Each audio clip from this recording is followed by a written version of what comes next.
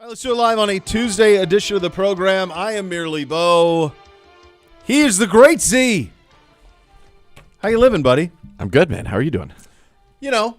It's a Tuesday. It's a Tuesday. Feels like a Tuesday. I have a little head cold. I noticed that yesterday. Little congestion going on. It's August. I don't know why, but then Beamsy had something, and he and I were in a golf cart, but I don't know where he picked it up. It just feels like we shouldn't be sick in August. No, we shouldn't. But we had it in congested, so I don't know. May, June. I don't know. Who knows? I don't know, man. I know our starting quarterback talked today. He did. That was cool. We'll have that for you at 2 o'clock. Our starting quarterback talked today. Our new wide receiver talked today. The head coach is going to talk today. So even though we're on to season mode, it's still like everyday training camp people talking mode. I mean, and even Denzel Ward talked today. But I'm going to tell you what. 2's the number. It's 2 preseason games. Yeah. That's the number. I think it should be. This gets too long. I think you're going to, and we're going to get there. We're going to get to 18 regular season games, 2 preseason games. I think you're going to get 2 preseason games and maybe 3 joint practices. Can I tell you something else? I think training camp's too long. I think it's a long time, buddy. This is week 5 or 6, and we're still 2 weeks out. We're 3 weeks out. So training camp started July 25th? No, something like that. July 23rd. July 23rd was the first training camp practice. But vets report on the 22nd. So we'll call it the week of the 20th. So 1, 2, 3, 4. This is the 5th week. Yeah, and you got 3 more? 6, 7, and then you go. So it's 7 full weeks? Yeah.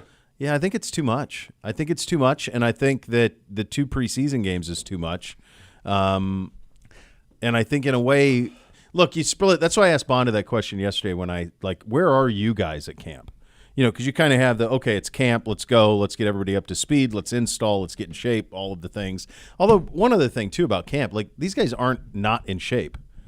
They're in shape all the time now, for the most part. There are some that slip, but yeah. But for the most part, yeah, it's not like the old days when you're Deke and you're going down to Canton to play the police department in the summer to stay in shape. We've come a long way. Yes, we have. So as I'm and what got me thinking about this was, obviously we're still 3 weeks away from playing game.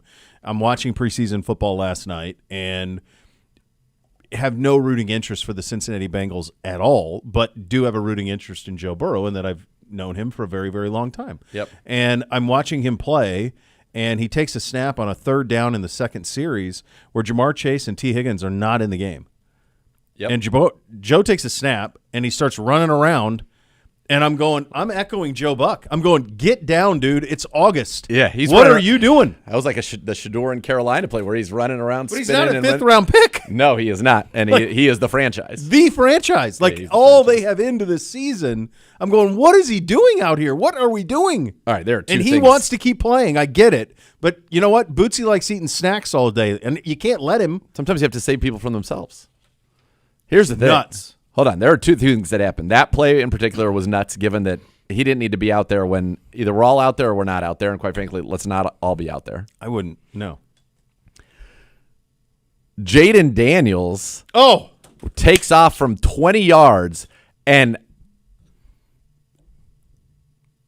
I don't know what they're going to say when they watch that one in the film room, but he could have gotten obliterated, and the guy did not hit him. Was it Battle for Cincinnati? I want to say it was Battle, yeah. He held up. Either we're playing football or we're not. Well, but I'm because of what quarterbacks mean in this league, I'm fine with it. But that I watched it, I could not believe it because he could have crushed him. I thought Battle. My read on it was Battle realized who it was and held up, and then. But that's tough. He's a Bengal. He is a Bengal, but I think he held up. There's no doubt he did. There's no question. So he held up. But then what bugged me is Jaden celebrated when he scored like he'd won the Super Bowl. And I'm like, dude, they could have taken your head off if all he had to do was hit you. And it's done. Because it's not like Jaden's a big dude. No. He's tall, but he's skinny. And he's taken hits. I mean, obviously in a regular season game. But that is a bomb hit if he would have laid into him. Bomb. Yeah. That's another one. And he exposed himself to that in a preseason game. Didn't need to. No. And got lucky. And I just wonder, I don't know if that guy is going to get reamed out on the sideline. I don't know if he's going to get reamed out in the film room or if they're going to say, whatever, it's preseason, who cares? But that was, I've never, when have you seen that? Joint practices. Okay. This is live. No, I know. It almost made me wonder, like, I wonder if there's like dialogue about, hey, like, be good to our guy, we'll be good to yours. Don't hit Burrow and we're not going to hit Jaden. I mean, there could be. Which You know. I'd be, again, Which, by the way, I can't remember. If totally I had fine this- with. But then I'd be like, don't go run into the end zone from 20 yards. Don't put me in No, that he position. shouldn't. No, don't put me in a position to have to show you mercy. Yeah, just slide. At the cost of my own, Yeah. the way I'm viewed. Yes. Like, get down, dog. Get the first down, get down. Like, don't Yeah. put yourself in harm's way. No. I can't remember if you and I were having this conversation or where I had it, but I do wonder if in order to really maximize preseason football, because you guys talked about what you did last week in Philly with the 60 reps and every ones and and full team and all of that. You got a lot out of that. That was really valuable time. Is there a way to do preseason football where while the ones are in, it's essentially a joint practice, but it's a game? Where your ball, my ball, but on quarterbacks we're touch and they're down. Yeah. We're not tackling the ground. Quick whistles on running backs. Like, The reality is that they want a preseason game because it is a preseason game and it's a game. well, and But what it should be you can is, gamble on it too. That part of it, which would be Sure, but what it should be is, okay, we're going to play a quarter or call it a half that's like a game. And then Yeah. we're going to do each team's going to get 2 different 2-minute drills. There you go. And then each team's going to get 2 different red zone periods. And then we'll see you on down the road. Yeah, and then then the last 3 quarters play the 2s and 3s a real If game. you want to do that, absolutely. Let them go. Yeah. Yeah, maybe I do it Yeah. inverted. Do like Well, what? Yeah. or 1 quarter for the starters, that's a real thing. Mm-hmm. 1 quarter for the starters, it's just 2-minute drills and red zones. And then the second half is like a real exhibition game. game, but just 2s and 3s. Fine. Yeah, because it was nervy as heck watching those two yet last night. Very nervy. I had to watch the play where Jaden Daniels ran like 5 times because I couldn't believe it. I mean, he could have gotten decked. On that one and the Burrow one, both, I'm saying the whole time they're running, I'm going, get down, get down, get down, get Well, down. like Burrow's like trying to script. Like, No, who what are you cares? doing? Throw it away. Who cares? Throw it It's a to preseason Pluto. game. Who cares? Yeah. So I just wonder if when we go to the 18, which we all know we're getting to, and that will get you to a, President's Day Monday after the Super Bowl, which is, I think, where everybody kind of wants to go. That would fit nicely. If that happens, if we just shorten up this training camp a little bit, if maybe that's the give back to the PA. Yeah. Hey, we're going to an 18-game schedule. Can we go a shorter preseason? 2 games will be a layup, but maybe we don't report until August 1st or something like that, so that you get, 5 weeks, 2 preseason games, 5 weeks of ramp up, 2 preseason games, and then we go. Yeah, I guess. I mean, coaches would say that they don't even have enough time to get their teams ready, but that'll be. Do you believe that though? Coaches are never satisfied. They always want Of more, course, more, but I mean, one if more you think about it, drive. it used to be this length, and there would be 4 preseason games and 2-a-day practices fully padded. There were, but it was also, you were, like I was saying, it was like guys were playing beer league softball in the summer. Yeah, It's a different, where times have changed. I think that there are also. I think it's all probably true, right? It's long, but it's also too short. I think things are more football's football, but it's still more complex. I think in terms of scheme than maybe it's been in years past. No doubt. If you go way back, so I do think that better coach teams in that scenario would have an advantage because they're at least going to be able to, ideally execute at a higher level immediately. What if you go more time allotted for practice, less time in camp? So instead of an hour and a half on the field, you got 2.5 or 2+.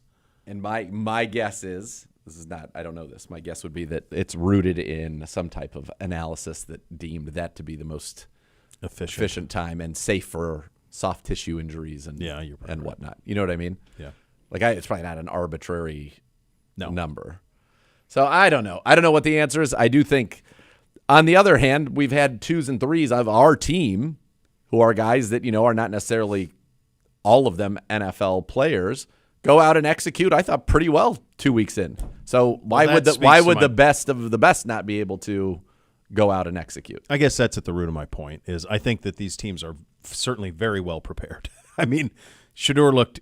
Did he have the full complement of what we do offensively in that preseason debut? Of course not. No. But it was enough to go play football. Oh, yeah. Dylan was more than ready to go play football, and those two guys hadn't gotten a ton of reps in terms of team. Dylan more than Shedeur. Obviously, Shedeur had gotten next to none, Yep. and he was good to go.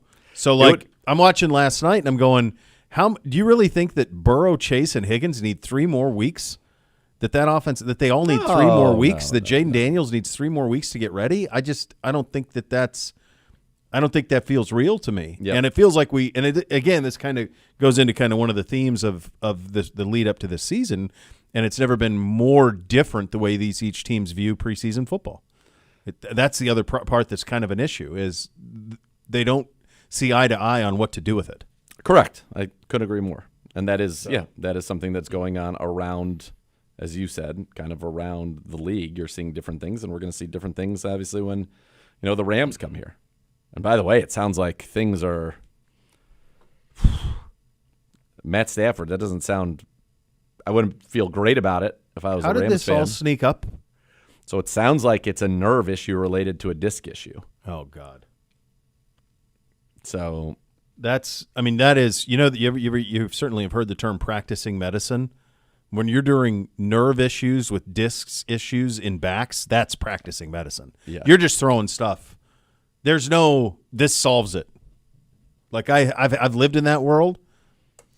I've said it for weeks. I'm like, are we sure he's going to be you okay? Have. No. Yeah, I didn't. Yeah. We didn't know the full extent. You've had a feel for it for a while, Gibbe. I didn't. I just assumed, okay, he's fine. He'll be fine. Yeah, he'll get rested. He'll be fine. At some point, you're like, okay. At some point, you got to see him on the field.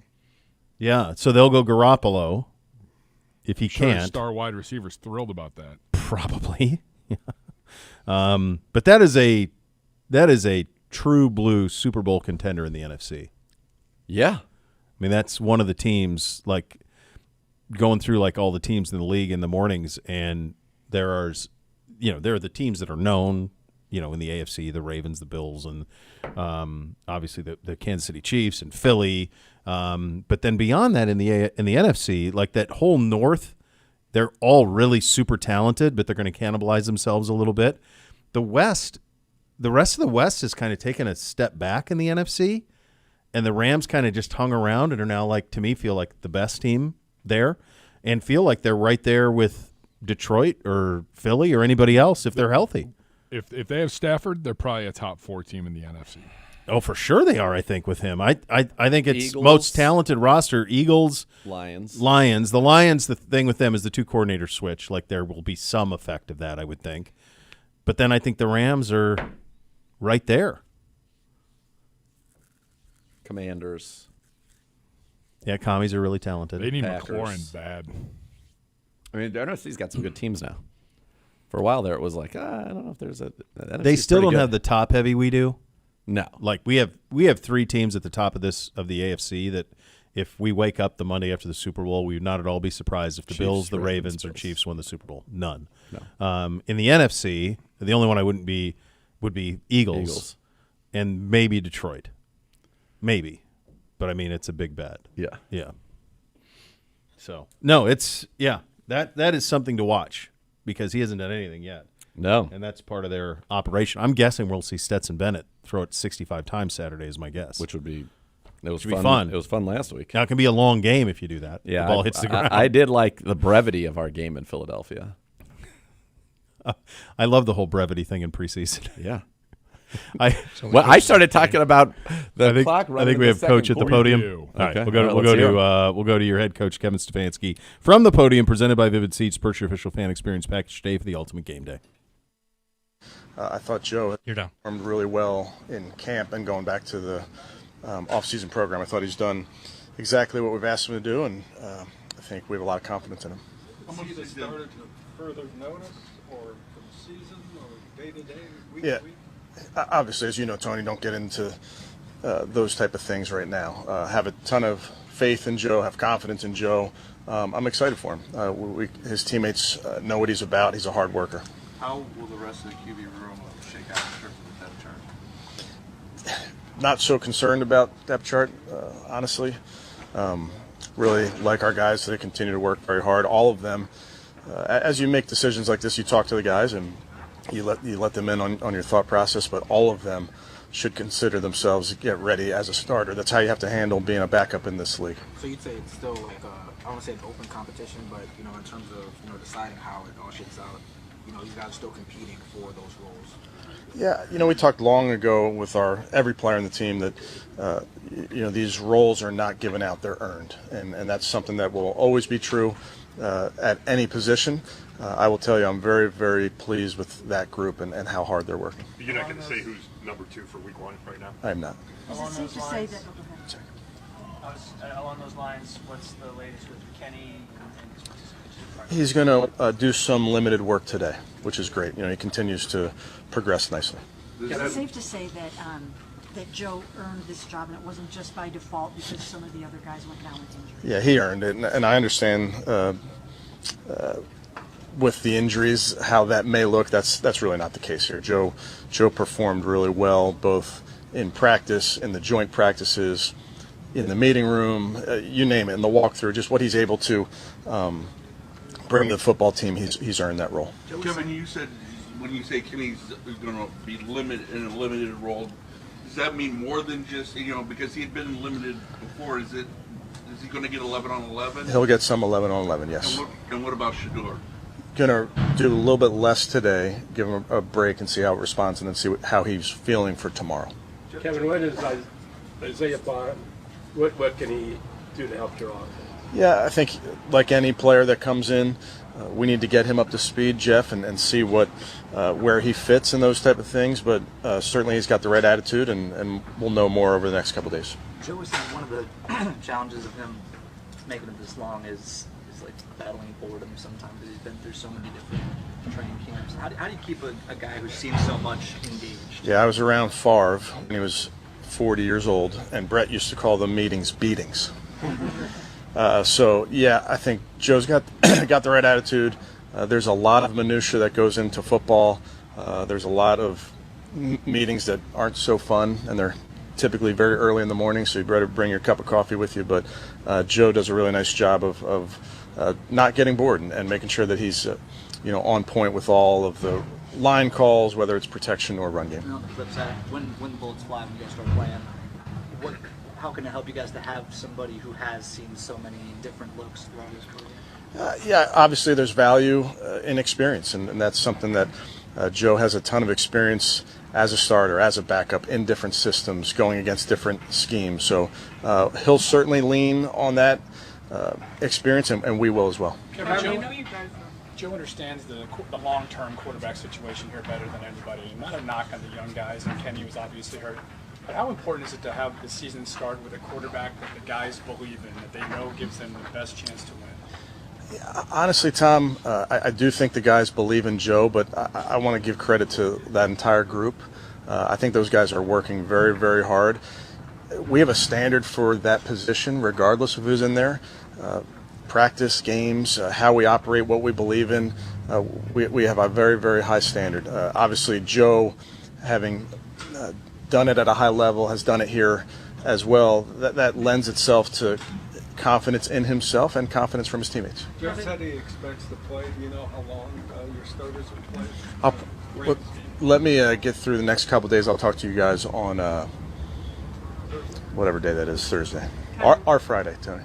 I know you guys have talked about being happy with the rookies and how they've progressed. So with Joe being the starter, what's important for them now going forward? Yeah, rookie development never ends, and player development never ends. And I've told you guys before, we're obsessive about that, and especially at that quarterback position, but at all positions. So those guys will constantly be working and constantly be taking advantage of all the resources in this building. And going back to the original point with Joe, they're in every meeting, and they need to prepare to start. That's what you have to do as a backup, certainly backup quarterback, backup anything.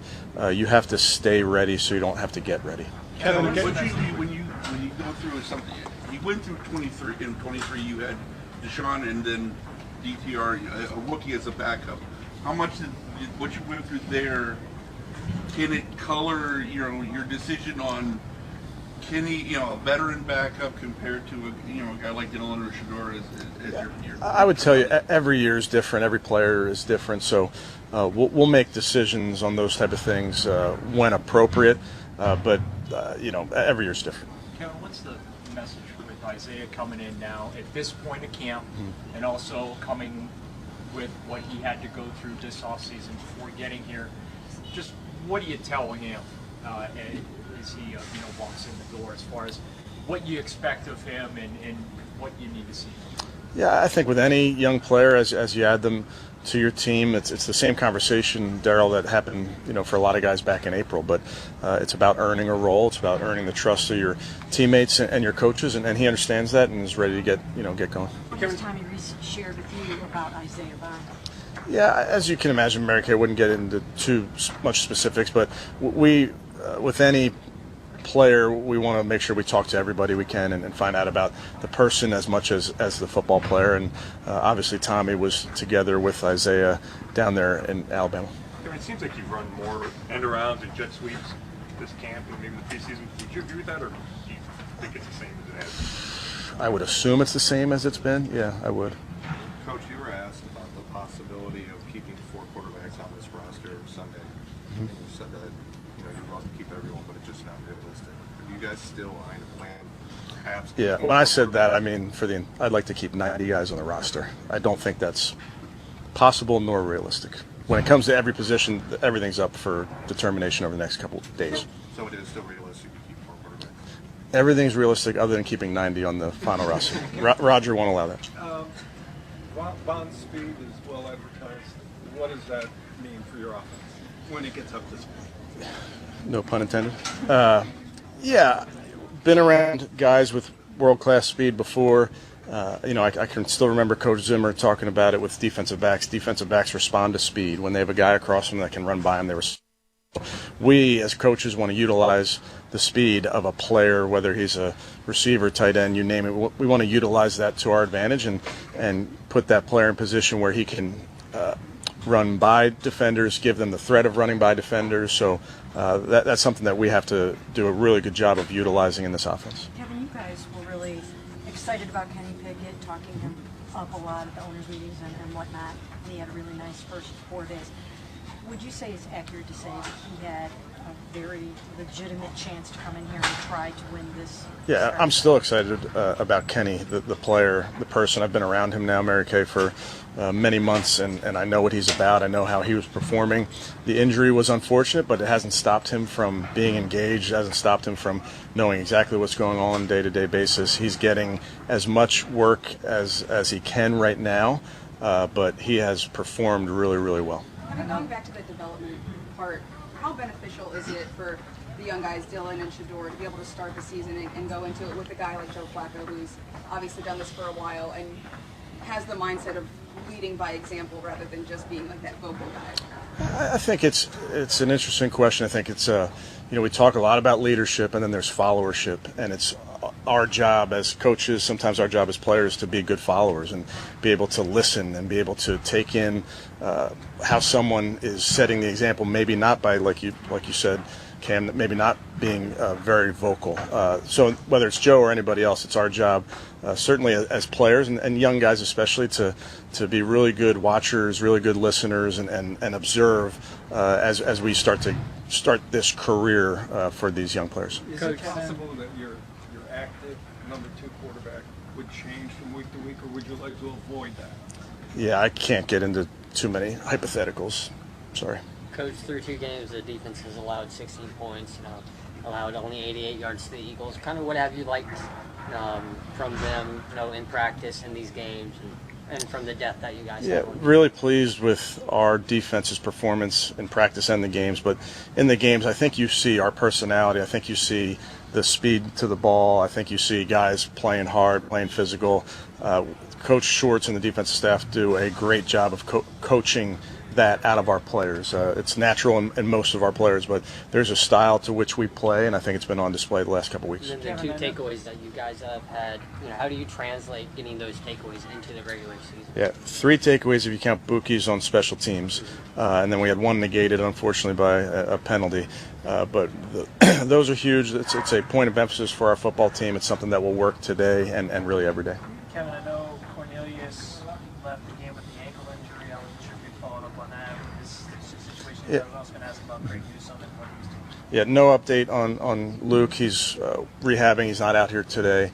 Greg continues to get better and better. He'll be out here at practice in a limited role. Kevin, you mentioned Favre before. Joe will now be in a short list of guys in their 40s that have started in this league. I mean, what kind of accomplishment is that alone?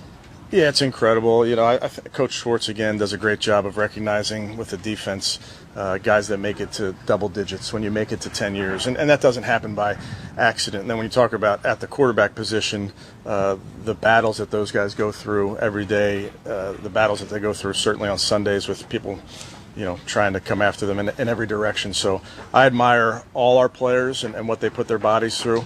But the guys that can get double-digit seasons in this league, it's really remarkable. Kevin, a couple more. The runway to August 26th is getting shorter and shorter here. Just what do you tell those guys that are fighting for those back-end roster spots, and even for a shot at the practice squad there? What do you tell those guys this time of year? Not only from a confidence standpoint or an engagement standpoint, but just general. Yeah, I think the point there, Darryl, is you earn roles like we talked about before. These guys have done a really, really good job. They're going to make some tough decisions. We're making decisions based on the entirety of their evaluation, the entirety of what they've done to date. So you don't want to, quote-unquote, press for young players. You want to just keep continuing to do what you've been doing on a day-to-day basis. When you went back and watched the film of Dylan, and maybe you didn't have those giveaways in your head so prominently, did you feel maybe even better just about his operation of the whole thing, and could you have been any happier with your 2 rookies and their 2 starts? Well, I think, again, we're pleased with the progress of our young players. Dylan and Shador are going to make plays in games, and then we want to teach off the plays that aren't exactly how we want them. So that's with young players at the quarterback position or otherwise, you're going to make mistakes. You're going to have the wrong read, or you're going to have the wrong footwork, or whatever it is, and then it's our job as coaches to get those corrected. So I'm really pleased with where those guys are and understand that they will continue to get better. Kevin, go on. Joe said that he brought all the quarterbacks into the room to tell them that Joe was going to be the starter. How do you feel like that went? You'd have to ask them. I thought I was pretty good, but I'm not sure. Kevin, just going back to Isaiah, obviously, when you add a player like that in his situation, how involved are you in kind of getting to know him, and how comfortable are you with the process with Andrew and his? Yeah, I think Andrew and staff, I think he's mentioned this to you before. These are things that we do our due diligence. We don't rush any of those type of things. So, and then for me, he was a player that we did a lot of work on and off the field, met with him at the combine, met with him here. So somebody that we felt like we had a lot of information on. Good. Okay, thank you guys. Thank you. Appreciate it. All right, there you go. Head coach Kevin Stefanski from the podium, presented by Vivid Seats. Purchase your official fan experience package today for the ultimate game day. Those were your hot topics today, presented by University Hospital, official healthcare partner of your Cleveland Browns. Lots to get to, and we're just getting started. You're listening to Cleveland Browns Daily. We're presented by Bally Bet, official sports betting partner of your Cleveland Browns. Please bet responsibly.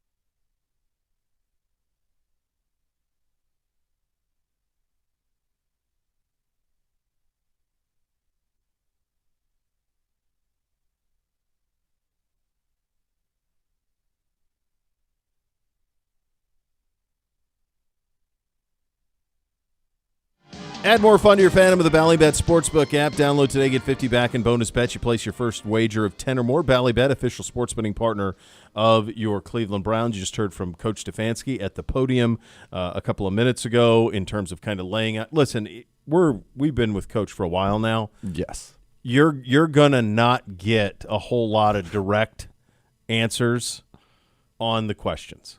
No. And there's no real reason for him to, as he stands here right now. You know, I mean, it's a Tuesday in August. Like, it don't matter. No. None of this stuff matters right now. He's got a starting quarterback, and that's it. So that's kind of the thing. You have one of those, and you're trying to get, well, who's the number 2? Who's this? And it doesn't matter. It's the middle of August. So your starting quarterback's Joe Flacco, and you go from there. Yeah. And as we said all along, whether it was Joe or, Kenny, as it kind of looked like for much of the offseason, the reality is, if whoever goes out there first, if you play well and this football team's winning, you get to keep playing. If you don't, at some point you're going to see these young guys, and I think that's just kind of that's the way that this season's going to go. And I'm thrilled for Joe. Got to see him today. He is a great guy, and he's Joe. It's Joe Flacco. It's Joe Flacco, man. It's Joe Flacco, man. Super Bowl champion, Super Bowl MVP. So let's go. And the fun thing about it is, this is definitely going to be, obviously, in my opinion anyway, this is going to be a very fun – he's fun to watch. The good and the bad of Joe Flacco are fun. For sure. Threw for 300 yards every game. I don't know if he's going to be able to keep that streak going forever, but you look at his last – I'm sure you saw his last 32 games or his last 17 games. Yeah. That he's thrown for well over 4,000 yards, 32 touchdowns, and they compared it to like the last 17 games of Josh Allen, the last 17 games of Mahomes. And Joe Flacco can throw the ball. Still can. And the other thing that's changed dramatically over the course – I mean, it's been a long camp already, and things have changed dramatically.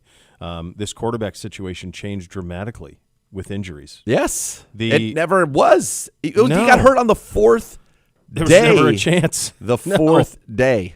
No. And he was clearly brought in here to start, and the only way that it wasn't going to happen is if he didn't perform well or if there was an injury. Well, the injury happened 4 days in. Yep. So you never got the chance to really have anything beyond that.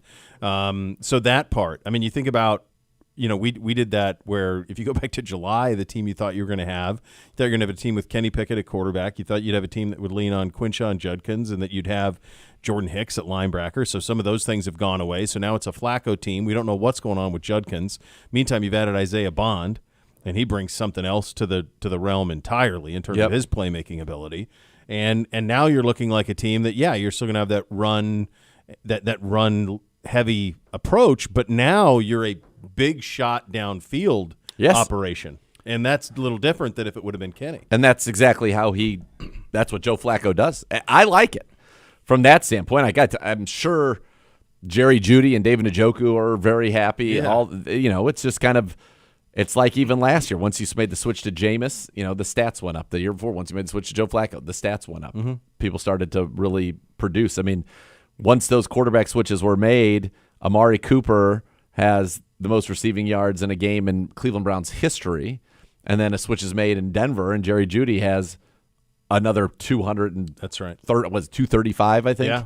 in Denver. Yep. So from that standpoint, it's good. Got to take care of the football, but there's no doubt Joe Flacco can quarterback an offense. It's going to take a whole. We know that the path for this team is going to be great defense. Got to be able to run it and then hit those shots. And Joe Flacco, he certainly can hit those shots. We got to take care of the football, and if he does that, we have a chance. We're going to be a formidable team. Yeah, especially with what we are defensively. And one of the guys who's going to benefit from those shots, provided you get up to speed in a hurry, is Isaiah Bond. He is a burner. He is dangerous with the football in terms of making people miss. He was introduced today to the media. Let's have a listen to that. All right, gang, we got. You guys are down 7.5. Before we open up the questions, he's going to start with a quick, brief statement. I'm very excited to be a Cleveland Brown. I've been playing football since 6, and I know it's a great privilege to play in the NFL, and I'm very, very grateful for that. I know there's going to be questions about the allegations, but my agent and my attorney have advised me not to go into details on that. Since day one, I proclaimed my innocence, and I stand here today in that same way. I'm very excited to get to know my teammates and show the Cleveland Brown community why they made the right decision. We'll open up for questions. How long will it take you to get up to speed, you think, with NFL offense here? Yes, sir. I've been told in the past I'm a very, very quick learner, so I should say it shouldn't take that long. Just learning the offense, getting around the guys, and getting extra time with the coaches, getting with my teammates. So it shouldn't take that long. Obviously, after the news that you weren't gonna face charges, and that news came out, it seemed like the deal with the Browns came together pretty quickly. We know that you came here on a 30 visit. Just from your perspective, just what was that communication like, maybe with the team during the process, and was there any thought that you wouldn't be happy? Yeah, I mean, I appreciate the question, but my agent and my attorney have advised me not to go into details on that. Isaiah, what can you say to Browns fans so that they have a comfort level in knowing that they're getting a player who will be a productive member of the community as well as a great player on the field? Yeah, I want people to know me as a great human, not only just a great athlete. I will be doing community service in the area to people in less needs, nonprofit organizations for sure. Can I ask you one question?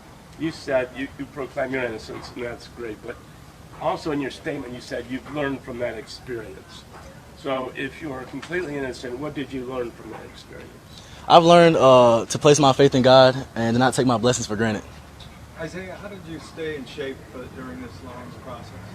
I've been practicing 2 a days. I mean, I've been playing sports my whole life, so working out is just like getting up and waking up. I've been working out this whole time, even in this little off period, so I'm well conditioned. Isaiah, what do you think your relationship with Tommy Rees, what role do you think that played in you landing here? It definitely played a big role. Tommy Rees was my OC at Alabama, so that definitely played a big role. So he already knows my skill set. Andrew Berry and my agent have been talking since the draft. And also, I admired Jerry Jeudy growing up. That's one reason I went to Alabama. And my agent said that the Browns want you. I said, let's go. To be under the wing of a guy like Jerry Jeudy, to take his pick his brain, and for him to give me some tips, I said it was a no-brainer. Isaiah, coming into camp at this point here, right, going into the dress rehearsal, if you will, I know you said you're a quick study, so what is the biggest challenge that you face now walking in the door and hitting the practice field this afternoon? I think the biggest challenge is learning that playbook, but for me, I don't see that as a big challenge. That's just something I have to do. Isaiah, you posted that statement last Thursday that you were coming here, and then it wasn't official until yesterday. Like, what happened with the timeline of you tweeting that out and then it being official? I appreciate that question, but my agent and my attorney have advised me not to go into details on that. Isaiah, obviously I know you wanted to be drafted, but all things considered, kind of getting to choose to come here, could this end up being a little bit of a blessing in disguise for you? 100%. Like I said, I placed my faith in God, and I've learned not to take things for granted with this time off. When you were going through when you were going through the draft process, did you get the sense that the Browns really liked you, and was that a team that, if you'd been drafted, you thought they could have taken you? Yes, sir, 100%. My agent and Andrew Berry have a great relationship. Like I said, they've been talking before the draft and after the draft, so that definitely was a big factor in that. Isaiah, I understand that you did some pre-draft working out with Quinshawn, and just wondering, how well did you get to know Quinshawn? What was it like working out with him, and how eager are you to work with him when he also gets a chance to be back here? Yes, ma'am. Quinshawn, he's a great human, great guy. I got to know him for a little bit of time, but I think any wide receiver loves to have a great running back, and that's what he is. So I'm excited for him to get up here as well. Isaiah, Andrew Berry's big on giving young players second chances or giving them opportunities when they go through difficult things in their lives. How motivated are you to come in here and validate not only Berry's belief in you, but the organization's belief? Yes, sir. I'm very, very determined to show not only the organization but also the fan base why they made the right decision. What do you bring to the team as a receiver? What I bring to the team as a receiver, I'm bringing speed, playmaking, and also hard work. Isaiah, you said you've been in contact with the Browns since the draft. Was it regular contact? I mean, how frequent was the contact as you were going through the legal process? Yes, sir. The contact was definitely very, very frequent. They definitely did their due diligence. They was along the whole way. So like I said, Andrew Berry, my agent, have been in great contact. So that's what ultimately led to this factor in decision. Let's take a couple more. The ankle injury, what was that like working through that this offseason? Was it still impacting you, and how do you think about it? My ankle injury is perfectly fine. My ankle is 100% healthy, and I'm just ready to go. Isaiah, did coach talk to you at all if he's going to try to get you up to speed to play in Saturday's preseason? You would have to see on Saturday. That's the goal. Like I said, I'm here to play. Isaiah, you mentioned Jerry, someone that you admired. Just how much have you already talked to him? Did you talk to him at all before signing here and doing work with him? I didn't because I was there. But like I said, Jerry, Judy, and me definitely connected when we got here. I think any young receiver is definitely going to go into that veteran guy in the room and say what's up. Just to introduce myself. Like I said, Jerry Judy's an amazing athlete, amazing receiver, and that's definitely the guy I'm going to take from him while I'm here. A lot of receivers that are known as speedsters don't necessarily, have a well-rounded game just in terms of being a receiver. Mm-hmm. So, what about you? Makes you more than just a fast guy. Yeah, I think if you actually turn on the tape and watch the highlights, instead of just the highlights, watch the film, you will see I'm a complete receiver. I know how to run the whole route tree. I'm not just a fast guy. I'm not just catching screens. If you watch the plays, even when I'm not catching the ball, I get open a lot. So I could just say I'm a very complete receiver. And like I said, I'm ready to bring my talents to the field. So are you going to have to ease in at all? Are you going to be practicing right away? Kind of what's your workload look like in the first few days here? Yes, sir. I'm practicing today. Did that ankle injury affect your combine time? Because I remember you thought you were going to break Worthy's record. No, it didn't. It didn't affect my time. What happened? I mean, 4:39, pretty fast. Yes, sir. You were expecting more. Yes, sir. Like I said, I went out there and I gave my best shot, and sometimes you fall short. So that's life sometimes. So what is your best 40 speed? My best 40 speed I've ever ran was 4.2. As you were going through this whole thing, were you ever worried that you weren't going to get this chance right now that you're getting? Yes, sir. I think anyone, especially my predicament, thinks that they wouldn't get that chance. But like I said, I've placed my faith in God during this time, and not to take things for granted. So that's also helped me get through these times for sure. Why was it so Last one here. to land here in Cleveland and play for the Cleveland Browns when you had other opportunities to go elsewhere? I think it was so important for me just to, just be able to come in and just play right away, honestly. I had a great relationship, like I told you earlier, with Andrew Berry and my agent, and Tommy Rees and Jared Judy. Those factors all played a huge part in this decision. I mean, that part's huge. I mean, he had Tommy as offensive coordinator when he was at Alabama, and it's interesting you brought this up, give you full credit, as you and I were talking off air, but Jerry idolized Amari, and then he idolized Jerry, and so it kind of goes full circle. Yeah, it's kind of wild how that Alabama connection has actually played out here over the last few years, and it was, Jerry came with Amari and had the best year of his career, and obviously Isaiah Bond just getting his career started, but I think that will be a good connection for those guys. Talented guy, and just you get to add him to the draft class for free, and you would not have been able to do that without the allegations that were brought against him. So he's been, there was no bill. He's been exonerated on that, and now he gets an opportunity to be an NFL player with the Cleveland Browns, and we certainly hope he can be talented. Listen, there is a huge need in that room for him, for exactly what he is. That's the skill set that is not on this football team, and I think that would be, if it works out, could be great. I mean, if you're talking about a second-round pick, third-round pick, whatever it was, now he got his money was commensurate with that, then I think, if he can thrive here, it's going to be great. And I think because of his speed, you can have a package week one for 10 plays for him where you're just saying, go ahead and you run. And listen, Joe, if he's open, throw it to him. If not, he's going to clear out. Like, he doesn't have to know everything in our playbook to be impactful quickly. No, not at all. And the fact that he has Tommy there in the room, in the build, I mean, he's got Chad in the room, but then Tommy overseeing it, who he speaks the same language with for 2 years at Alabama. Like, you're in a position there where you can pick this stuff up quickly, and he's such a weapon. I mean, this goes back to, the Monday after we did the draft, and that Monday we're like, boy, I'm really shocked. Like, we did not draft a wide receiver. Like, I felt like we needed one, and we were going through it all summer. Like, what are your biggest concerns? Where are your roster concerns? And I would always say wide receiver number one, because it was Jerry, and then it was a lot of unproven, and then no draft pick. So you say, well, where did this come from? And we would look at the free agent wide receiver list and say, where could we add somebody? We talked about Gabe Davis, and we've talked about all these guys through the years through the weeks and months leading up to this. Well, now all of a sudden, you get a day two talent, paratroops in, nobody saw coming in the middle of August. So now this draft class has got a loaded group of players that, I mean, if you go back to, I'd be curious, like on Dane Brugler's top 50 or top 60 prospects, how many did we end up with? Quite a few. I don't know where he had Bond. He would have been there prior to, and I think at the end he was 88th. Okay. But prior to that, Yeah. he would have been in the mix. Like before the Beast went to print, and and Dane had those lists. Like for sure, Shador would have been on there. Quinshawn would have been on there. Mason Graham would have been on there. There it is. Good job out of you. Schlesinger would have been on there. I mean, you might end up with 5 or 6 top 50 players on Brugler's list. I mean, that's a lot of talent all of a sudden. And Mason Graham's looked good, and Carson Schlesinger's looked very good. Both those guys on Dan Parr's top 10 Defensive Rookie of the Year candidate rankings. Mason Graham comes in at number 5. Carson Schlesinger comes in at number 10. All right, you're saying it off of this. I'm saying off of top 100. Top 100. How many did we end up with? All right, so Bond was, I was right, 88. Mason Graham was number 4.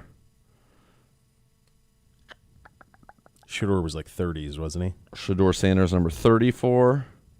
Carson Schlesinger, number 38. Quinshawn Judkins was number 60. So that's 5. Dylan Sampson was number 74. 6.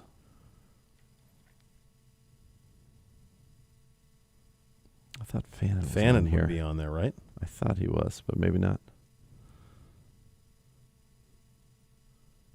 Maybe he was not. But that's... Fannin was just outside. That's still 6 of the top 100. 6, yeah. And if Fannin's not on this, he's... Oh, yeah, he is. Yep, yeah. there he is. So 7. 7. 7 top 100 prospects in one draft. And a future first-round pick. And a future one. And you didn't... Yeah. And Gabriel, who's not listed here. Yeah. Gabriel was, you said, right? Dylan Gabriel? Was not. Oh, I thought he was 74 on that list. Dylan Sampson. Oh, Dylan Sampson. Dylan Gabriel's not. Correct. Jeez. You got 7 top 88 players, plus Dylan Gabriel, plus Jacksonville's first and 26. It's all right. Well, that's if it pans out, that's how you turn a franchise around. Yeah. Yeah. If you get 6, 7 starters out of this mix, that's how you flip it in a big time hurry. Back for season 2, Junior Brown Backers, presented by University Hospitals, Rainbows, Babies, and Children, in association with Cardinal Credit Union. The Cleveland Browns official kid club is gearing up for another season of fun. For ages 4 to 12, give your kid a season full of Browns memories with exclusive gear, experiences, events, and plenty of surprises all season long. Visit juniorbrownsbackers.com to join today. Second hour of the program coming up next. We'll go around the league. You'll hear from your starting quarterback, Joe Flacco, as well. You're listening to Cleveland Browns Daily. We're presented by Ballybet, official sports betting partner of your Cleveland Browns on 850 ESPN Cleveland.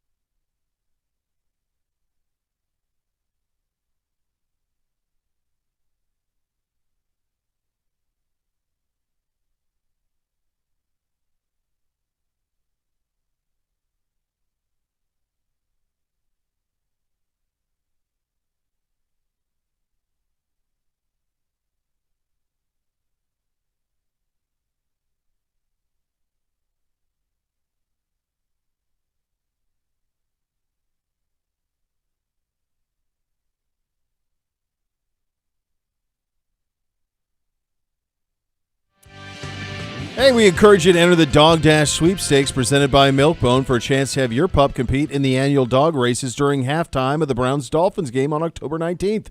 Grand prize includes 2 season tickets for the 2026 season and Milkbone for a year. Visit clevelandbrowns.com/milkbone to enter. Big newsy day around here. You had your starting quarterback, Joe Flacco, talk. We'll get to him in just a second. Isaiah Bond spoke as well today. You had a chance to catch up with Chad O'Shea that we'll play a little bit later. Coach at the podium. We had a lot going on. They're on the field right now. And away we go. I believe they're outside, too. I believe the weather has cleared up and given them a window it looks to be nice. able to go. It was misty coming over here, but then I also noticed when I got here there were standing puddles everywhere.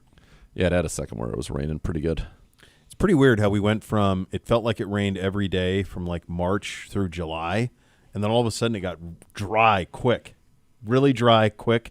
Our rough got cut down a little bit. Yeah, we kind of shaved it because they got out of the member guest or whatever, and so all of a sudden, like if you hit something in the fairway on the edge and it bound in, it kept going, baby. Oh yeah, and that ground was hard. Yeah, like concrete. It really was. Yeah, it's crazy how it flips so quickly. You think there'd be rain in reserves, but this was probably very much needed. Well, I think it's coming. Next week I saw it, maybe even by next Tuesday. I want to say maybe a 68, 69 high. Yeah, Labor Day weekend like mid 70s.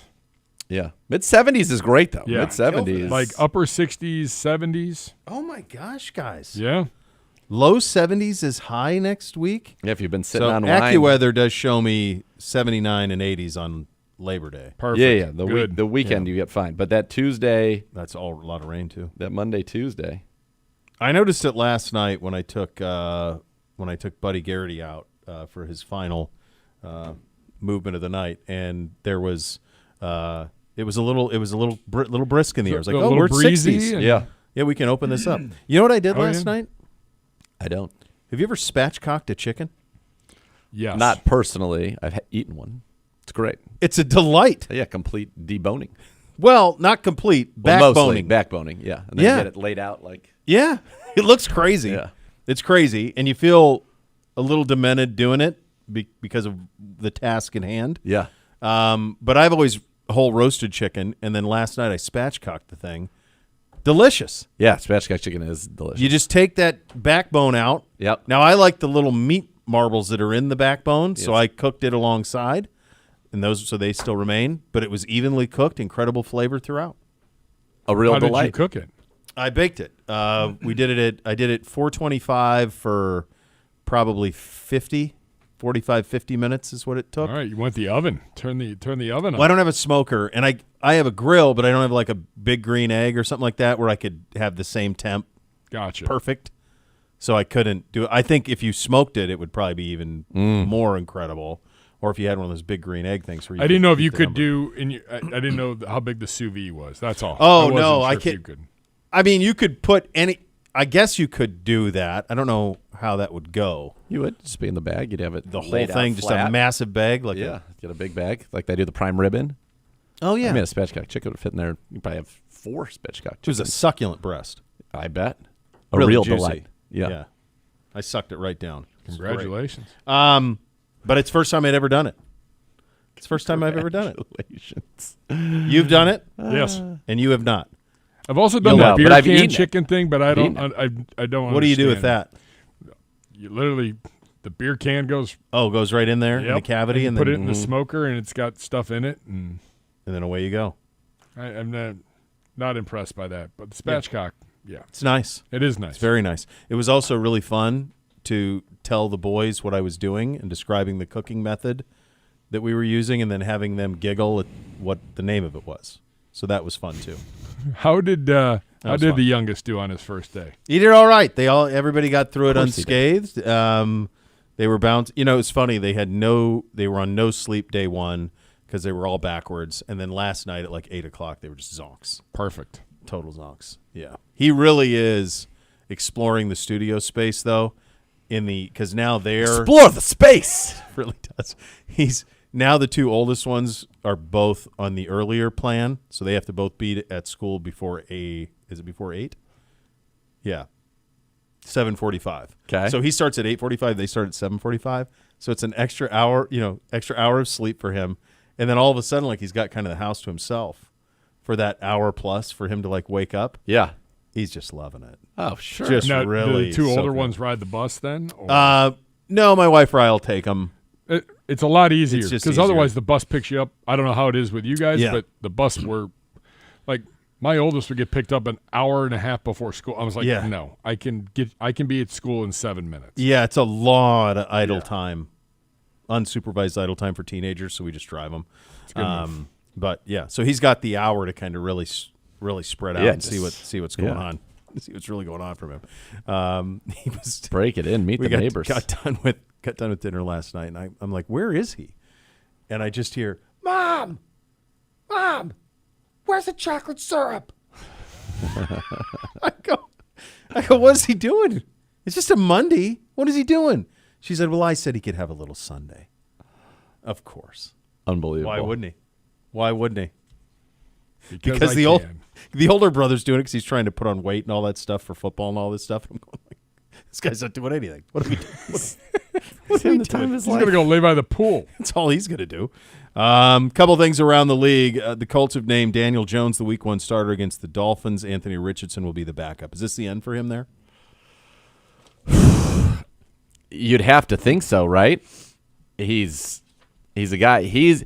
Anthony Richardson should be on loan to the UFL, and just so he can continue to play and get better. He has a ton of talent, and he's younger than a lot of quarterbacks in this rookie class.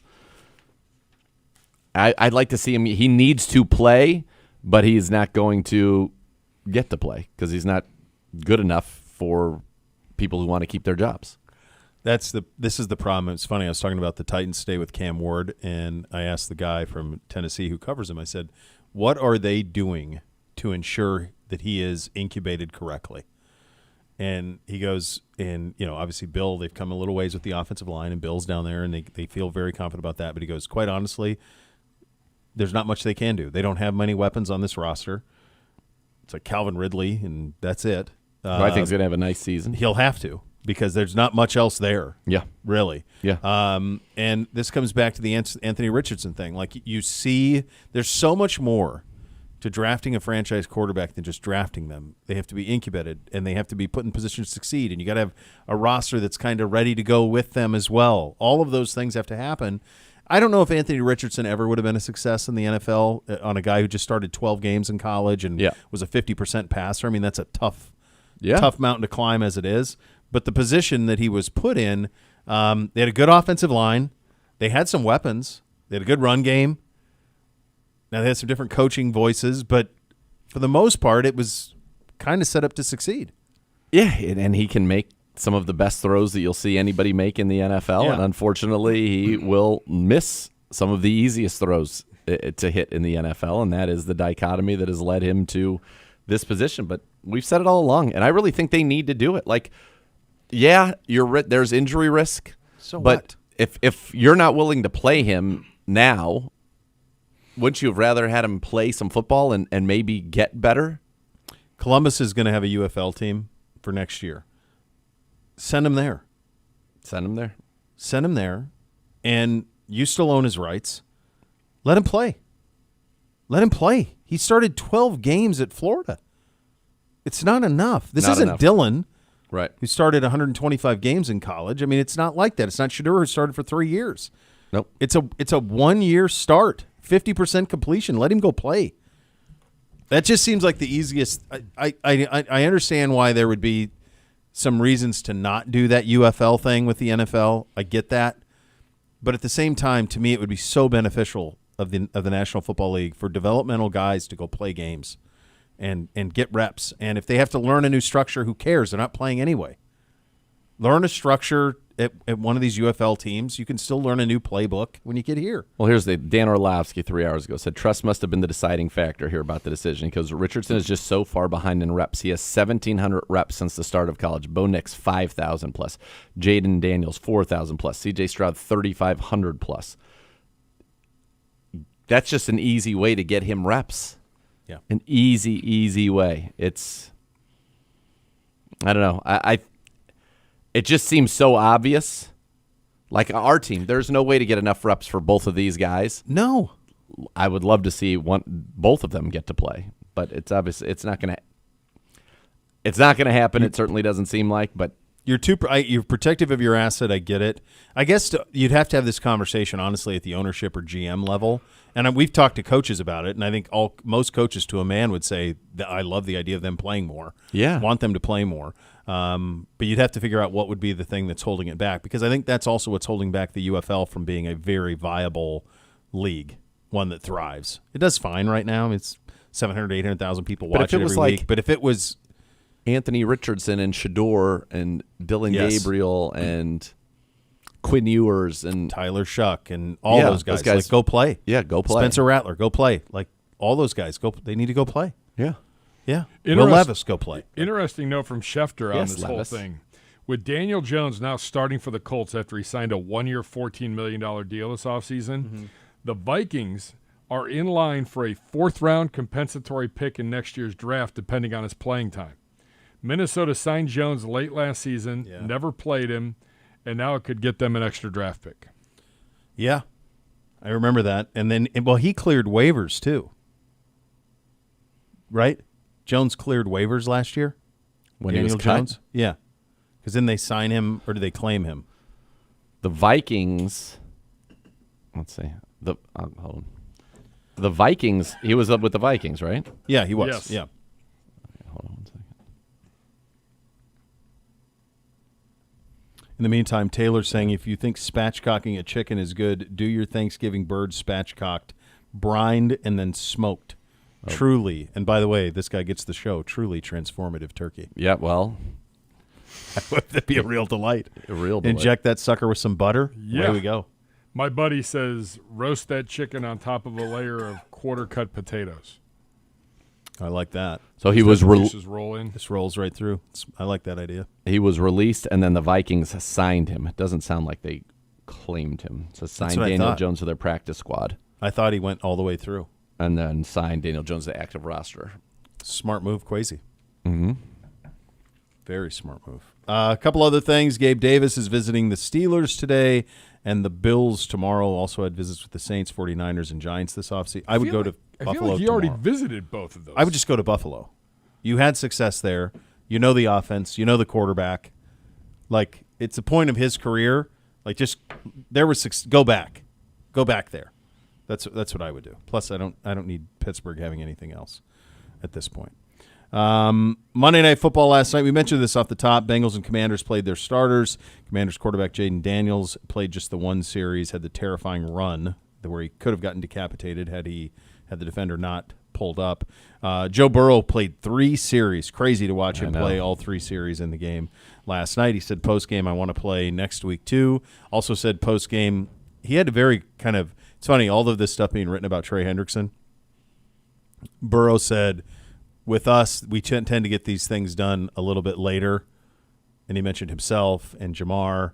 So he's not wrong. He was not panicked about it at all. It felt like he thinks they're going to have it. And Trey Hendrickson to Rossini last night said it was Rutledge, and then Rossini backed it up, was they're at the same spot on contract length.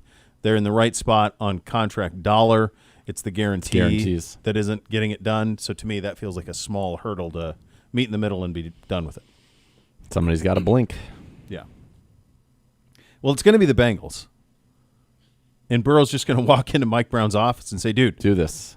We've signed everybody else. We're all in. Let's go. We have to have Trey Hendrickson to win the Super Bowl. We need somebody Let's defensively. Go. Yeah. Yeah. I mean, the way that they're built, they need 3 or 4 possessions a game. No, not 3 or 4 possessions a game. They need 3 or 4 plays a game that the defense turns what was going to be a touchdown into a field goal, that turns a third and short into a strip sack fumble. They need 3 or 4 of those a game to win because their defense is going to be bad. So the other thing to watch is the Brian Robinson stuff out of Washington. That's surprising to me. Well, people are going nuts for that. The rookie. Yeah. He's like the talk of the town, that guy. The kid, what's his name? Krosky Merritt.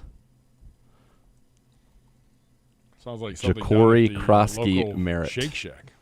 Who was a 7th round pick out of Arizona. Wow, they had McMillan and that kid. Well, didn't you play with him last year in college football? Yeah, that must have been him.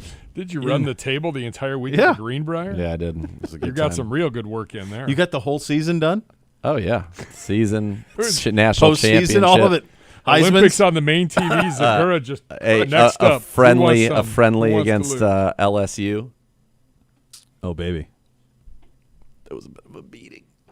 Oh, you put it on the kid.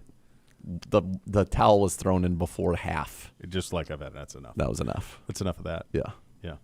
The that was that also when somebody put it on you in FIFA, right? Like some of these That kids was are- 2 years ago. 2 years When- ago, someone was really I good at enjoyed FIFA. every minute of it. Who was it? videotaped it, and someone threw Chris, a hissy the fit, so I photographer, didn't Chris put it Kim. up. Chris was the one who Oh, was yeah. yeah. Yeah, he was like on another level when it came Yeah, I'd never played the game before I got Shout there, out, but then Chris. I was Hope loving you're it. well.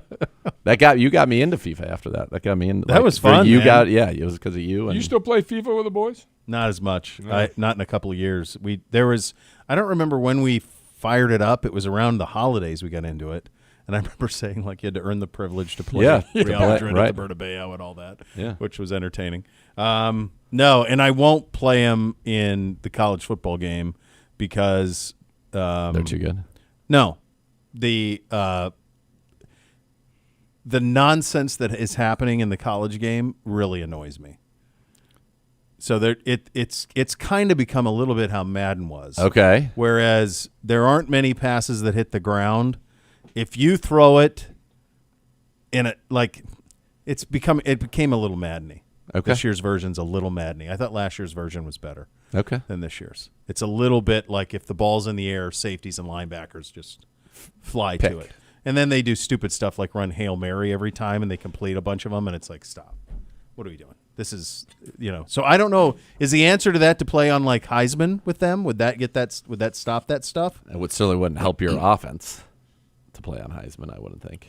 But would that stop their shenanigans? Maybe.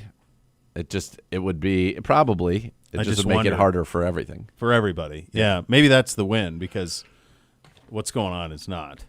It's not. It's not tenable. No, it's not at all. All right, there you go. There you are around the league. That's coming up next. Joe Flacco at the podium. You're listening to Cleveland Browns Daily. We're presented by Ballybet, official sports betting partner of your Cleveland Browns on 850 ESPN Cleveland.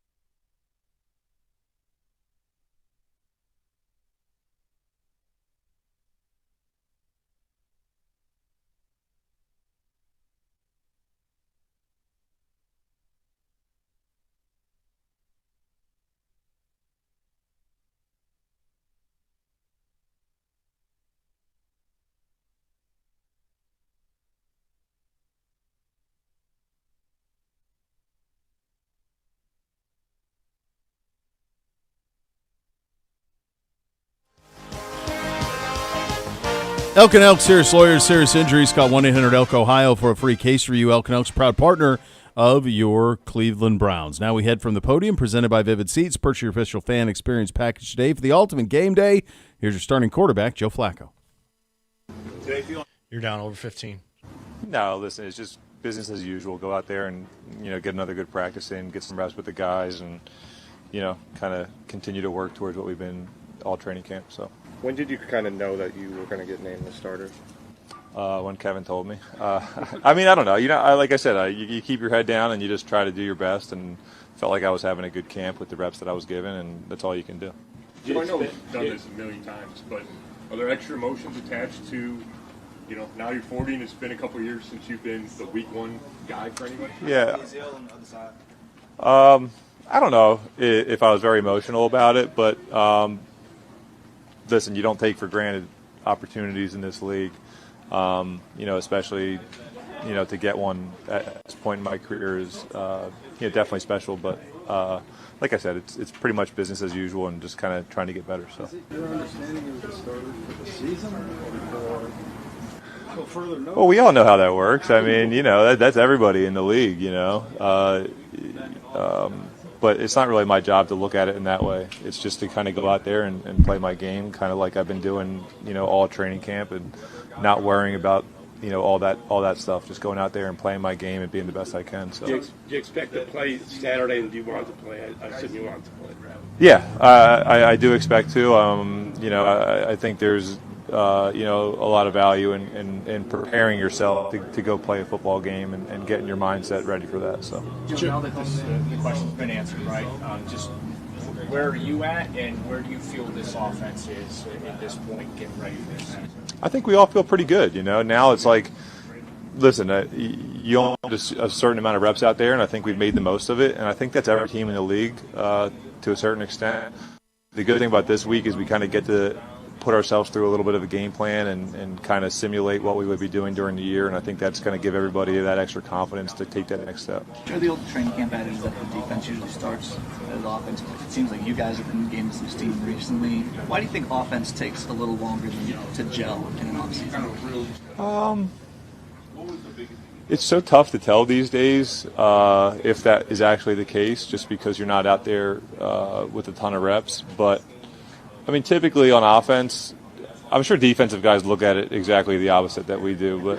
But on offense, one guy can mess up, and it wrecks the whole play.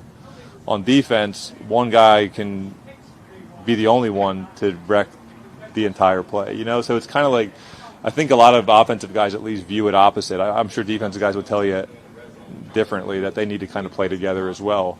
But it truly is a team sport for a reason. And on offense, everybody needs to be on top of all their shifts, all their motions, all their post-game, all their post-snap, changes and all that. And if one guy happens to be a little bit off, then the play doesn't work. And I think it's always it always takes a little bit of time to get all 11 guys operating on full cylinder, especially when you're rotating a bunch of guys in during training camp and you have a bunch of guys taking reps. It's just it just makes it even a little bit harder. Where are you from a physical standpoint? The last time we obviously saw you play here in Cleveland was 2 years ago, and the calendar was strengthened since then, of course. So where does 40 find you, just in terms of arm strength, mobility, and energy, and all that kind of stuff? Yeah, I hope that I've shown some people that over the last couple of weeks that have watched the film and that we've been out there with. I feel as good as I ever have. You get tricked a little bit when you're in a locker room with all these guys. You just kind of assume you're in your 20s, and you keep telling yourself that. But I really do feel great. My arm feels just as good as ever. My legs feel really good right now to do the things that I'm going to have to do. So, I feel ready to go. Hey, Joe, would a 22-year-old Joe Flacco believe he'd be starting as a 40-year-old? I hope that he would believe it, yeah. If you told him, he'd probably be a little bit surprised that he's actually still playing at 40 years old. But I hope that he would believe it for sure. It's tough to go back, and in a lot of ways, you're probably a little bit more cocky as a 22-year-old than you are as a 40-year-old. So I've probably come down to earth and mellowed out a little bit on certain things, and Yeah, my 22-year-old self, I think, would believe it for sure. You touched on this for one second, Tony. You know, you're part of a small group now that's going to start as a quarterback in his 40s. How much pride do you take in that? Well, it's interesting, man. I think over the last, it's always one of those things that, like, I think as a football player you just want to play, but I think you got to give a lot of credit to obviously Tom for anybody even thinking about doing it. Obviously, there was guys before. You have, Warren Moon, and I talked about it a couple weeks ago, Vinny Testaverde, and other guys that have done it. But I mean, he pushed the boundaries like he did in absolutely everything. No surprise that he did it in that way as well.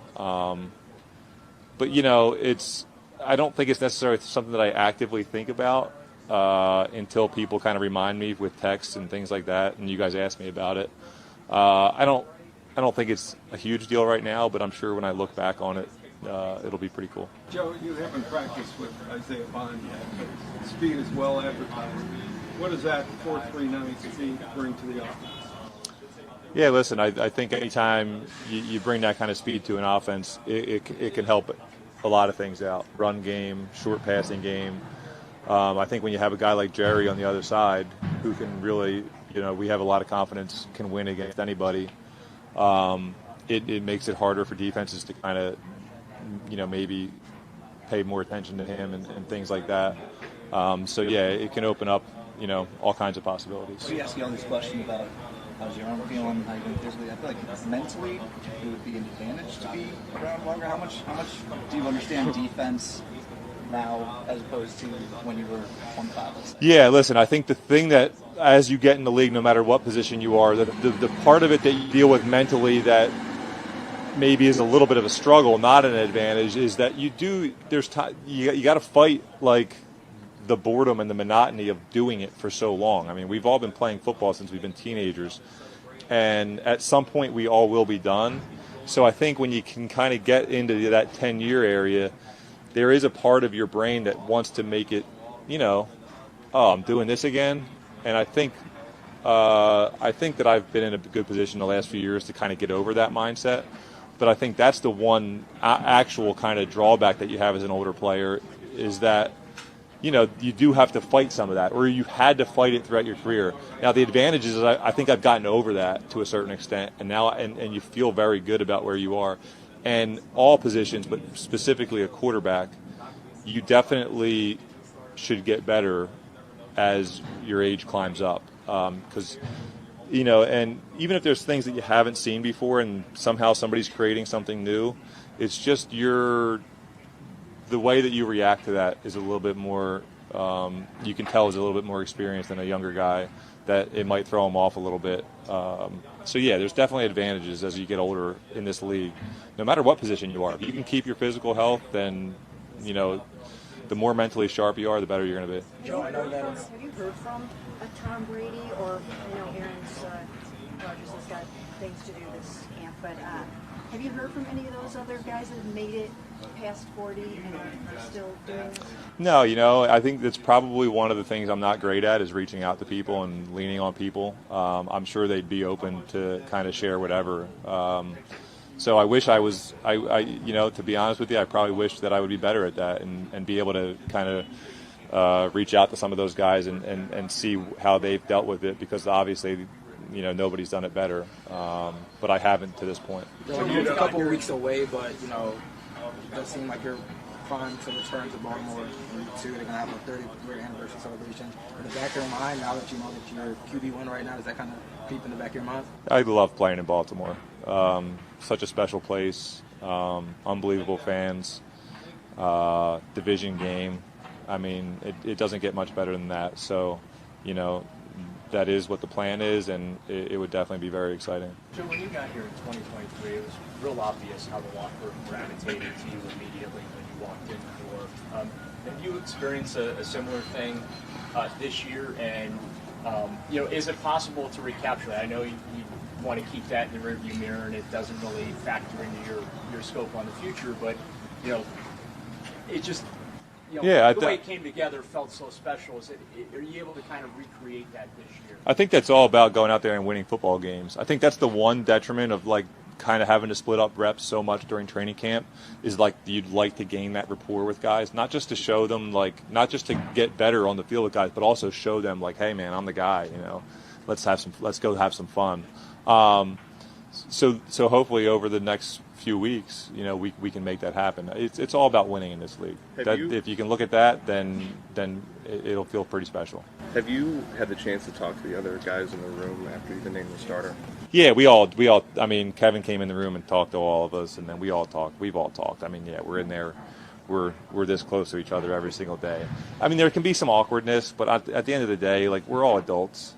We just want to be honest with each other, and we want people to be honest with us. And at the end, like, if you get that, we've all been through situations like this. You feel good about whatever it is. Honesty is the main thing. Looking somebody in the eye and having a conversation with them is the main thing. It doesn't mean you're going to be happy and all that with whatever has happened and going on, but I think that's all that any of us can ask for. So listen, the guys in that room are extremely professional, and we all know how to handle ourselves, and we're friendly, so, you know, it is what it is. What was your message to them? I didn't have a specific message, you know. You just kind of, like, you're just in there and you kind of address it, and then you go on as usual. Hey, Joe, I think you said that you've had pretty much the same routine forever. But as you got older, maybe in that second decade in the league, did you change anything? Did you add anything to stay fresh? Listen, I think developing a routine in this league is super important for many reasons, you know, physically, mentally. Making sure that you stay in the moment, I think, is one of the biggest ones, is just kind of concentrating on what's important in that moment, not getting ahead of yourself. In terms of a physical aspect, like, I'm really lucky to, you know, be with my trainer and kind of, like, progress as the years have gone on, and a lot of the same things, but always doing something new and more exciting. I mean, you know, a couple years ago, it's like you know, when you're 12, 13, all through high school, like, I look back and I came to the realization, like, man, I was in really good shape because I was playing football, I was playing basketball, I was playing baseball, I was running around with my friends playing pickup games. Like, that's how you that's a big part of how you stay in shape. So it's like when we get to adults and you get into the work world, you stop doing that things. And it's not any, like, just because I'm out here running around on a football field every day, yeah, I'm a little bit active, but it's still only an hour and a half. Like, so I think I came to the realization, like, oh man, I got to get back to doing some of those things, like playing games and having fun and doing so, because you're just kind of out there doing it, and you are getting in shape, and you're moving laterally and forward and doing all those things just to kind of keep your body as active as possible. Is there anything that surprises you anymore? I don't know if I have a specific, but yeah, I can be surprised for sure. Just a couple more. The teams you've been with since the Baltimore crew, it seems like 4 games in Cleveland stand out. Why do you think that is? Numbers-wise, wins? Well, listen, I think if you look back, like, to this roster, they've had a pretty talented team. And I think specifically that year, I can attest to it. You know, they had awesome guys up front. You know, a good running back room, a good receiver room, really good defense. You know, to win in this league, you need to have a team, you know, and a coaching staff that's ready to go. And I think probably that Browns team more than any of the others were maybe just a little bit more in that zone where they were ready to win. I mean, I was on some other talented teams too, maybe a little bit younger and not quite ready to get over that hump yet. But when you talk about fighting off the board, and did Shedeur bring a little bit of a different twist or spin to it? Because I just saw you guys laughing, you know, so often, and did his presence kind of help keep things sort of light and fun for you this game? For sure. I mean, you're always looking for that. That's what being a part of a team is all about. You know, making those connections with guys, it puts us all in that better mindset. In order to play really well, you need to be in a great mindset. And I think, you know, having those relationships and being able to laugh about certain things, but also get your work done is a big part of being successful. No one's as happy that you're in the starting role than David and Joe Booge and posting all over his Instagram. What is your relationship? And you just kind of describe your relationship with David. Dave's awesome, man. I mean, he refers to me by my full name. He's been doing that since I've walked in the building a couple years ago. Dave has a lot of energy, but you know, most importantly, you know, he's a hell of a player. You just got to get the ball in his hands. That's the biggest thing. And I listen. I hope we can keep that enthusiasm going as the season starts and moves on, because he's a lot of fun to be around. And if we get things going well, then it should be pretty fun. Call you Joseph? Or No, he just calls me Joe Flacco. He says my last name. Gage calling him Mr. Joe Flacco. It makes sense, I don't know. Like, in my experience, a lot of kids these days kind of call their parents' friends by their first names, but and in my case, everybody kind of everybody knows professional athletes by their first name, so it kind of makes sense. But Mister, if I heard him say that, I'd probably say, hey, let's cut it out on the Mister. That's pretty good. Did you see that with your kids? Your kids and their friends? Are you Mr. Zagur? Are you Mr. Nathan? Are you? Yeah, or like Mr. Z. Mr. Z? Yeah. Yeah. And after a while, I'm just like, no. I feel like once they get into high school, then I can be like, no. It's just Gibbs. Mister is my father. Yeah. I get a lot of coach. That's how I feel, but actually, that's who we are. We have become that. We are that. We're that now. guy now. Yeah. I get a couple of little neighbor girls who call me Mr. Bo, so I'll get that from time to time. A lot of coach from like the boys' friends, because I've coached most of them when they were little, so I get a lot of coach. I don't think I've had anyone just call me Bo. I think most of the boys' friends who I haven't coached call me Mr. Bishop. Yeah, Mr. Zagur, Mr. Z, something like that. Yeah. Not quite ready. I don't know if I'd want like an 11-year-old walking up. Hi, Bo. No, I don't think we're gonna do that. I don't. I think you have it wrong, son. I don't think we're going to do that. All right, that's great. It's great hearing from Joe. This will be fun next couple of weeks, and hopefully he can have that job as long as we continue to win and we have success with him, because he's about as good a guy as you're going to find, and he's a fun brand of football that when he gets out there on the field. It's going to be a fun team to watch with him under center for it. You're listening to Cleveland Browns Daily. We're presented by Bally Bet, official sports betting partner of your Cleveland Browns. Please bet responsibly.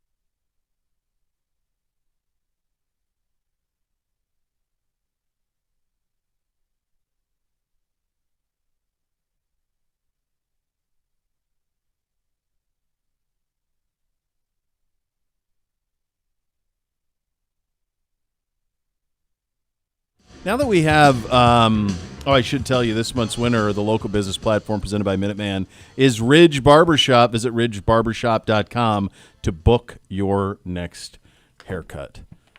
I think I need a barber over here in this vicinity. Yeah, because I always find myself like trying to sneak locks in are and flowing then I leave. right now. Well, it's we had it really nice and high and tight. Went out west, got a haircut. My wife's like, "Well, what? Don't you go to the same person all the time?" I'm like, "No, I don't. I just need. It's not that hard. Like, I miss it. Yeah. Starting 4th of July when we were gone, I was like, I got the Freebird. Yeah. Got the Palm. Let it go. Like shaver. Just go out and shave the head every couple days. Gosh, that's nice. I know. I miss my guys, but it's one of those that I'm like, this really, you're paying a decent wage to have these done. Like, Yeah, you can that's just right. do this That's right. yourself here. Yeah, streamlined it. I miss the barber. Streamline like your the process. fun, the frivolity, shenanigans. Yeah, it's fun. It's a good spot. Yeah. It's a good spot.